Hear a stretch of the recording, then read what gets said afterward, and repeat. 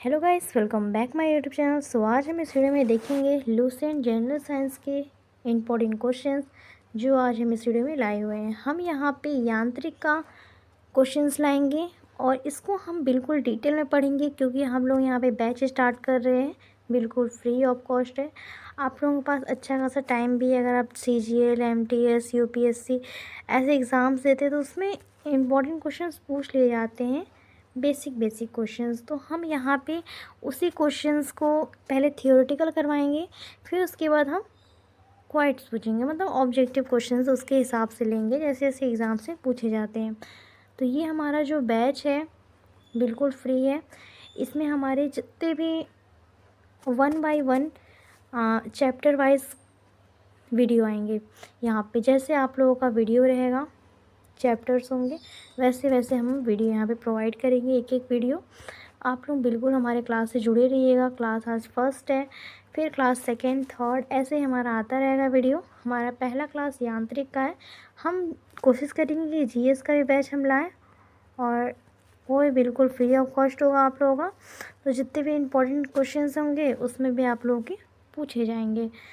तो आप लोग बिल्कुल बेहिचक इस वीडियो को देखिएगा और पूरा लास्ट तक जुड़े रहिएगा क्योंकि हम यहाँ पे पूरा का पूरा लूसेंट देखेंगे, जितने भी इम्पोर्टेंट होंगे क्वेश्चंस 2024 से, तो हम यहाँ पे देखेंगे। तो चलिए बिना टाइम वेस्ट किए अपना वीडियो हम यहाँ पे स्टार्ट करते हैं। और यहाँ पे GS का भी आएगा तो आप लोग GS का भी देख लीजिएगा, हम लिंक डिस्क्रिप्शन में दे देंगे। तो यहाँ पे आप लोगों को पढ़ना रहता है यांत्रिकी में आप लोगों को पढ़ना रहेगा फर्स्ट मापन, सेकंड जो रहेगा हम लोगों का गति, तीसरा जो रहेगा थर्ड कार्य, शक्ति और ऊर्जा, फोर्थ रहेगा गुरुत्वाकर्षण, फिफ्थ रहेगा हमारा द्रव्यमान का सामान्य गुण, छठा रहेगा हमारा सिक्स्थ सरल आवर्त गति। तो ये हमारे यांत्रिक के क्वेश्चंस होंगे। हम ऐसे ऐसे वीडियो प्रोवाइड करेंगे जैसे जैसे हमारा यहाँ पे है। तो सामान्य ज्ञान में हमें इतने, यांत्रिकी में हमें इतने पढ़ने हैं, चैप्टर कवर करने हैं। और ये ओनली मापन का है। मापन में हमें देखिए क्या क्या पढ़ना है। मापन में हमें बिल्कुल यहाँ पे हम अच्छे से आपको एकदम स्टार्टिंग से पढ़ाएंगे। बिल्कुल समझ लेते हैं कि आप लोगों को जैसे एग्ज़ाम्स में एक भी क्वेश्चन आए तो आप लोगों का छूटे ना। फिजिक्स से जितने भी क्वेश्चन आए तो हमारे इसी में से क्वेश्चन हो और कहीं से ना हो। तो आइए हम यहाँ पे देखते हैं। हमारा यहाँ पे दिया हुआ है मापन क्या है। मापन यांत्रिक का है। पहले बात, मापन में देखते हैं राशि, जिसे संख्या के रूप में प्रकट किया जा सके उसे राशि कहते हैं। जैसे जनसंख्या, आयु, वस्तु का भार, मेज का लंबाई आदि। हाँ, यहाँ पे हम क्वांटिटीज़ पढ़ रहे हैं। राशि पहले क्या होता है, मापन में हमें पढ़ने रहेंगे राशि। राशि में क्या पढ़ने, राशि में जिसे हम संख्या द्वारा प्रकट कर सकते हैं उसे हम राशि कहते हैं। ठीक, जैसे जनसंख्या हुआ, वायु हुआ, वस्तु भार हुआ, ये सारा कुछ हमारा राशि में आएगा। तो हम यहाँ पे भौतिक राशियों को 2 पार्ट में डिवाइड कर देंगे। 2 पार्ट में डिवाइड हम कैसे कर सकते हैं, यहाँ पे देखिए। पहले हम जान लेंगे भौतिक राशि क्या होता है। फिजिकल क्वांटिटीज़, भौतिकी के नियमों को जिन्हें राशियों के पदों में व्यक्त किया जा सके उन्हें भौतिक राशियाँ कहते हैं। जैसे वस्तु का द्रव्यमान, लैंप, बल्ब, चाल, दूरी, विद्युत धारा, घनत्व आदि। हम यहाँ पे जितनी भी चीज़ देखेंगे यहाँ पे वो हमारा क्या है, भौतिक राशि एक तरह का। तो हम भौतिक राशि को 2 प्रकार से हम बांटे हुए। पहला हमारा अदिश है, दूसरा सदिश है। ये आप लोग साइंस के स्टूडेंट है तो आप लोग जानते होंगे, वैसे नहीं भी होंगे तो 9th में आप लोग इसको पढ़े हैं। तो यहाँ पे हमारा पहला सदिश है, दूसरा अदिश है। सदिश हमारा क्या होता है, स्केलर, वैसी भौतिक राशियाँ जिनमें केवल परिणाम होता है, दिशा नहीं होती है, उन्हें हम अदिश कहते हैं। और जैसे हम द्रव्यमान देखें, घनत्व देखें, तापमान, विद्युत धारा, समय, चाल, आयतन, कार्य आदि, ये हमारा सब कुछ किस में आएगा, स्केलर क्वांटिटीज़ में आएगा। इट मीन्स कि अदिश राशि में आएगा। अब हम यहाँ पे देखते हैं सदिश राशियाँ क्या होती हैं। सदिश राशि हमारा वेक्टर क्वांटिटीज़ हमारा वो है, वैसी भौतिक राशियाँ जिनमें परिणाम के साथ दिशा भी होती है। तो और ये योग के निश्चित नियमों के अनुसार जोड़ी जाती है, उन्हें सदिश राशियाँ कहते हैं। जैसे वेग, विस्थापन, बल, रेखीय संवेग, कोणीय विस्थापन, कोणीय वेग, त्वरण, बल, आघूर्ण, चुंबकीय प्रेरण, ये सारा कुछ हमारा विद्युत धारा घनत्व, विद्युत धारा और ये चाल प्रवणता, ताप प्रवणता, ये हमारा सारा कुछ हमारा वेक्टर क्वांटिटीज़ में आएगा। तो ये हमारे क्या हो गए, भौतिक राशियाँ हमारे दो प्रकार की होती हैं। पहली अदिश और सदिश होती हैं। पहला हमारा क्या है, जिसमें परिणाम का आवश्यकता होता है, जिसमें दिशा की आवश्यकता की ज़रूरत कोई नहीं होती है। और जिसमें हमारा दिशा और परिणाम दोनों का आवश्यकता होता है, वो हमारा सदिश राशियाँ होती हैं। पहला हम यहाँ पे देखेंगे, इसको एग्जाम्पल में आपको बताते हैं। जैसे आप सब्जी ले रहे हैं ठेले पे, तो वहाँ पे आप ऐसे नहीं बोलेंगे सब्जी वाले से कि भैया सब्जी दे दीजिए। वो सब्जी आप बोलेंगे, उसको परिणाम को चाहिए ना। आप बोलेंगे भैया 1 किलो सब्जी तौल दीजिए, मतलब आलू लेना है तो 1 किलो आलू दे दीजिए। आप लोग ये नहीं बोलेंगे कि हाँ इस दिशा में हम होंगे तो ही आप आलू देंगे। ये नहीं बोलेंगे।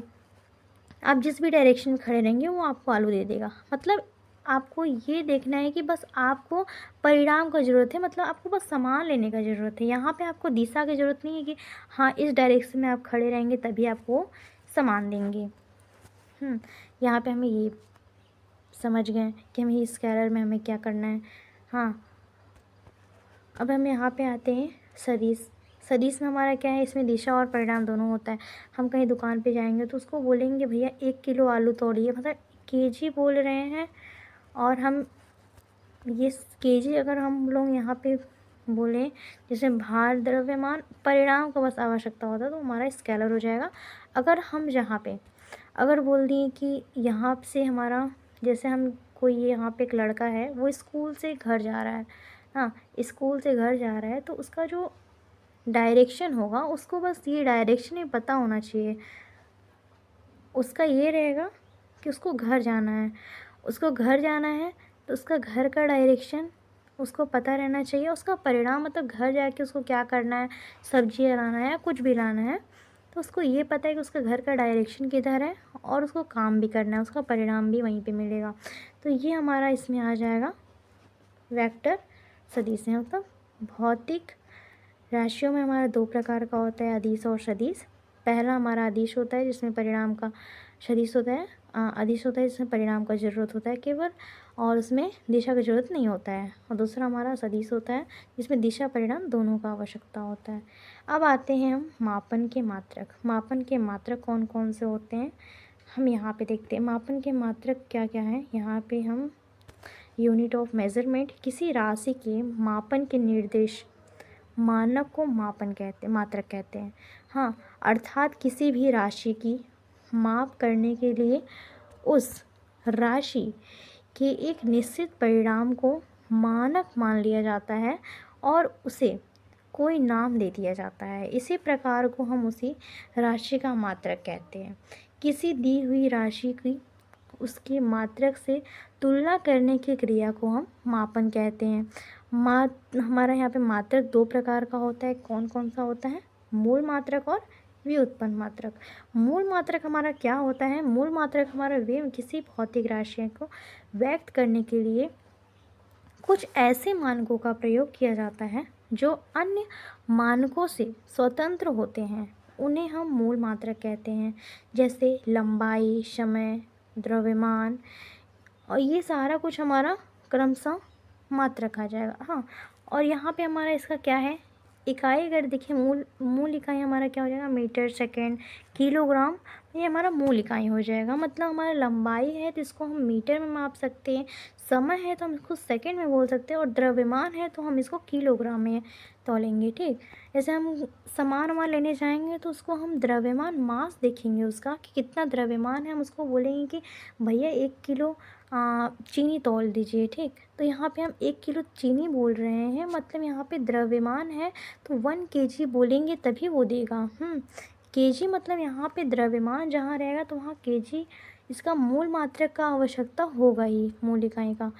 अब ये हम समझिए मूल मात्रक क्या होता है। व्युत्पन्न मात्रक हमारा देखिए क्या होता है। ड्राइव्ड यूनिट्स किसी भौतिक राशि को जब दो या दो से अधिक मूल इकाइयों में व्यक्त किया जाता है तो उसे व्युत्पन्न मात्रक इकाई कहते हैं। जैसे बल, दाब, कार्य, विभव एक ही के लिए क्रमशः न्यूटन, पास्कल, जूल, वोल्ट व्युत्पन्न मात्रक है। जैसे बल को हम क्या बोलते हैं कि न्यूटन, इसका हमारा मूल मात्रक हमारा हो जाएगा न्यूटन हो जाएगा। दाब का हमारा क्या हो जाएगा, पास्कल हो जाएगा। कार्य का जूल हो जाता है। विभव का वोल्ट हो जाता है। तो ये हमारा सारा कुछ इसका मूल मात्रक है, इकाइयाँ होती हैं।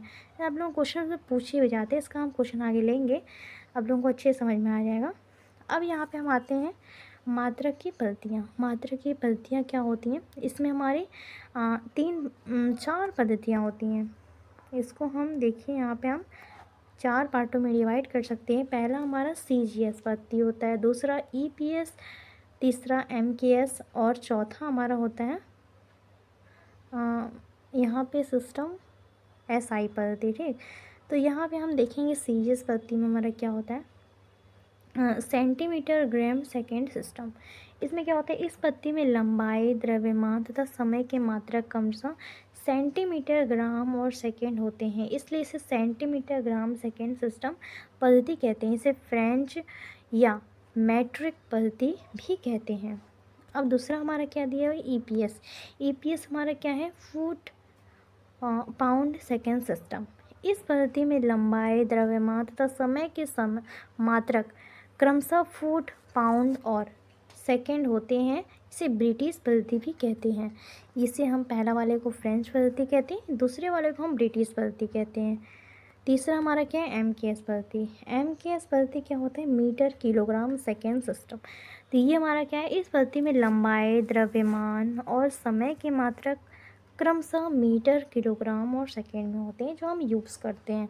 अब यहाँ पे आते हैं अंतर्राष्ट्रीय मात्रक पद्धति। हमारा क्या है, सन 1960 में अंतर्राष्ट्रीय माप तौल के अधिवेशन में SI को स्वीकार किया गया। इसका पूरा नाम डे सिस्टम इंटरनेशनल यूनिट हुआ और वास्तव में यह पद्धति MKS पद्धति का ही संशोधित है, जो परिवर्तित रूप से हाँ है।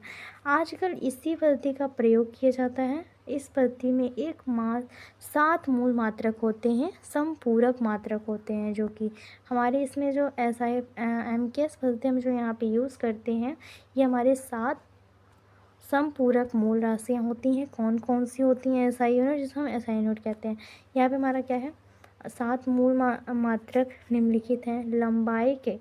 लंबाई का मूल मात्रक हमारा मीटर होता है SI में, जिसे हम SI में लंबाई का मूल मात्रक मीटर होता है। जैसे हम बोल दिए कि लंबाई का SI मात्रक बताइए, तो यहाँ पे हम बोल देंगे मीटर होता है।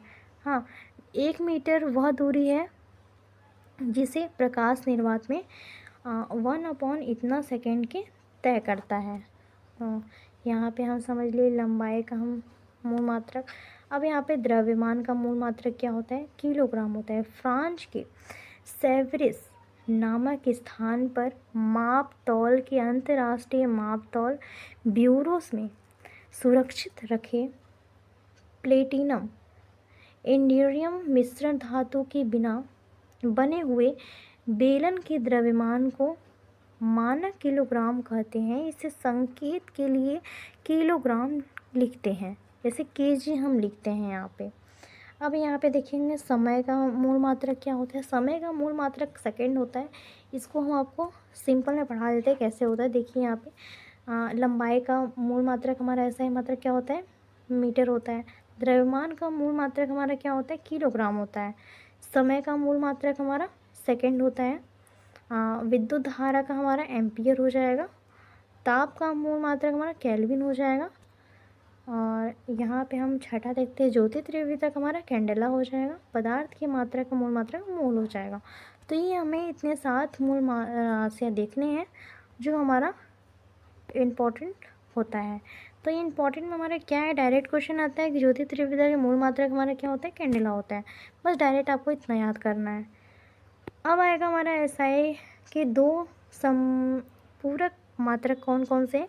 तो एक हमारा होता है रेडियन और एक स्टेरेडियन होता है। पहला हमारा किसी वृत्त की त्रिज्या के बराबर लंबाई के चाप द्वारा उसके केंद्र पर बनाया गया कोण 1 रेडियन होता है। तो इसका मात्रक हमारा क्या होगा? इसको हम कोण में मापने के लिए किया जाता है। इसका हमारा कोण में जैसे हम नहीं बोलते हैं कि हाँ इसका इतना कोण है, इतना है, तो हम वैसे इसको मापने के लिए लेते हैं। अब यहाँ पे हमारा क्या है? और रेडियन, स्टेरेडियन। स्टेरेडियन में हम क्या देखेंगे? यहाँ पे स्टेरेडियन में हम यहाँ पे देखेंगे किसी वृत्त, यहाँ पे किसी गोले की सतह पर उसकी त्रिज्या के बराबर भुजा वाले वर्गाकार क्षेत्र द्वारा गोले के केंद्र पर बनाए गए घन कोण को एक स्टेरेडियन कहते हैं। यह ठोसी कोणों को मापने का मात्रक है। ठीक, स्टेरेडियन हम ठोसे कोणों को मापते हैं। और ये हमारा जो है रेडियन हमारा क्या है? समतल पर बने हुए कोणों को मापते हैं। अब हमारा यहाँ पे मूल मात्रक क्या क्या है? भौतिक राशि हमारा लंबाई हो गया, एसआई मात्रक मीटर हो गया, प्रतीक हम इसे एम से करते हैं। तो मतलब हमारा मूल मात्रक में हमारा क्या है? इसको हम भौतिक राशि में क्या बोल सकते हैं? लंबाई। एसआई मात्रक हमने पढ़ाया है, एसआई मात्रक 7 होते हैं, सातों में से हमारा ये सबका अलग अलग रहेगा। लंबाई का मीटर हो जाएगा। मीटर को हम कैसे लिखते हैं? एम से लिखते हैं। अब दूसरा हमारा क्या दिया हुआ है? द्रव्यमान। द्रव्यमान मतलब इसको लिखेंगे केजी में। केजी को हम कैसे लिखेंगे? केजी, बस किलोग्राम को। और यहाँ पे हमारा सेकंड दिया हुआ है, समय दिया हुआ है, समय को हम सेकंड लिखेंगे, सेकंड को हम बस एस से प्रदर्शित करेंगे। और यहाँ पे विद्युत धारा दिया हुआ है, विद्युत धारा को हम क्या लिख सकते हैं? ऐसा है मात्रा इसका एम्पियर। एम्पियर को हम ए से डिनोट करते हैं। नेक्स्ट दिया हुआ है ताप। ताप को हम क्या लिखते हैं? केल्विन। केल्विन को हम के लिखेंगे, सी नहीं लिखेंगे, यहाँ पे के लिखेंगे। आप लोग इसको ध्यान दीजिएगा। यहाँ पे ज्योति त्रिव्य दिया हुआ है, ज्योति त्रिव्य को हम क्या लिखेंगे? कैंडेला। कैंडेला को हम सी डी लिखेंगे। और दिया हुआ है पदार्थ का मात्रक। पदार्थ का मात्रक हमारा क्या होता है? मोल होता है। मोल को हम MOL लिखेंगे, मोल लिखेंगे, डायरेक्ट जितना है। और कुछ व्युत्पन्न मात्रक होता है हमारा, कौन कौन सा होता है? भौतिक राशि क्षेत्रफल क्या होता है? Length square. लेंथ स्क्वायर को हम M स्क्वायर लिखेंगे। भौतिक राशि का आयतन लेंथ क्यूब होता है। लेंथ क्यूब को हम क्या लिखेंगे? M क्यूब लिखेंगे। हाँ, मीटर क्यूब। और यहाँ पे हम लेंथ को मीटर में लिखते हैं, तो इसको हम वही मीटर क्यूब लिखेंगे। यहाँ पे भौतिक राशि घनत्व क्या क्या होगा? घनत्व का हम मास पर यूनिट वॉल्यूम को हम क्या लिखेंगे? kg अपॉन मीटर क्यूब लिखेंगे, equal to kg meter minus 3 लिखेंगे। ये हमारा हो गया। अब यहाँ पे हम चाल को कैसे लिखेंगे? चाल का हमारा डिस्टेंस ट्रैवल पर यूनिट टाइम होगा। डिस्टेंस ट्रैवल पर यूनिट टाइम को हम लिखेंगे MS, मीटर सेकेंड लिखेंगे, मीटर पर सेकेंड। वेग को हम क्या लिखेंगे?